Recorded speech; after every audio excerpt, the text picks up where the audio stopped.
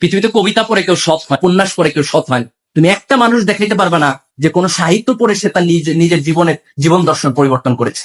কিন্তু আমি 1000 পিপল দেখাতে পারবো in the history of the world যারা ধর্মগ্রন্থের কারণে, ধর্মীয় বিশ্বাসের কারণে তার নিজের জীবনের সততা প্রমাণ করেছে। যে ব্যক্তি যে মসজিদে যায়, যে যায় না তার চেয়ে সে ভালো মানুষ। যে মন্দিরে যায়, যে যায় না তার চেয়ে সে ভালো মানুষ। যে গির্জায় যায়, যে যায় না তার চেয়ে সে ভালো মানুষ। পৃথিবীর কোনো ধর্ম মানুষকে অন্যায় শেখায় না। পৃথিবীর কোনো ধর্ম মানুষকে মিথ্যা কথা শেখায় না। পৃথিবীর কোনো ধর্ম মানুষকে নগ্নতা শেখায় না। পৃথিবীর কোনো ধর্ম মানুষকে অশ্লীলতা শেখায় না। কিন্তু তুমি তোমার ধর্মের কাছে ফিরে যাও। একটা ধর্মহীন সমাজ করে আমরা মানুষের সমাজ বানাতে পারবো না। আজকে পাশ্চাত্যের সমাজ তো মানুষের সমাজ নাই, এটা অমানুষের সমাজ হয়ে গেছে, ভয়ঙ্কর অমানুষের সমাজ হয়ে গেছে। এই ধর্মহীন পাশ্চাত্যের সমাজ যেন আমাদের টার্গেট। তোমাকে একটা জিনিস মনে রাখতে হবে, তুমি পরিশ্রম করবা, তুমি তার ফলাফল পাবা। তুমি ফাঁকিবাজি করবা, তারও ফলাফল তুমি পাবা।